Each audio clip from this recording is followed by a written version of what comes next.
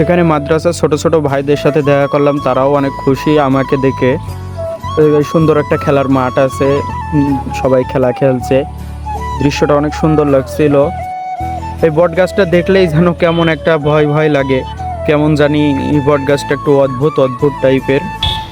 এটা Chuadanga circuit house, রাস্তার ওয়েদারটা অনেক সুন্দর, সোনালী বিকাল। সালামু আলাইকুম গাইস, কি অবস্থা সবার? আই হোপ সবাই ভালো আছেন। আপনাদের দোয়া ও আল্লাহর রহমতে আমিও ভালো আছি। গাইস, আজকে আমাদের এই চ্যানেলে ফার্স্ট একটা ব্লগে আপনাদের সকলকে স্বাগত।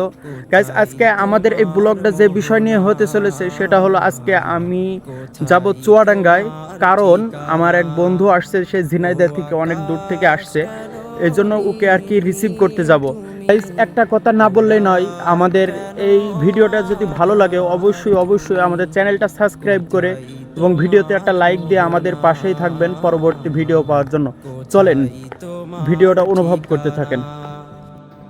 গাইস, আজকের ওয়েদারটা কিন্তু অনেক সুন্দর। এমন একটা সময় মোটরসাইকেল নিয়ে ঘোরাঘুরি করার মজাই আলাদা। আমরা ইতিপূর্বে চুয়াডাঙ্গার ভিতরে প্রবেশ করে ফেলেছি।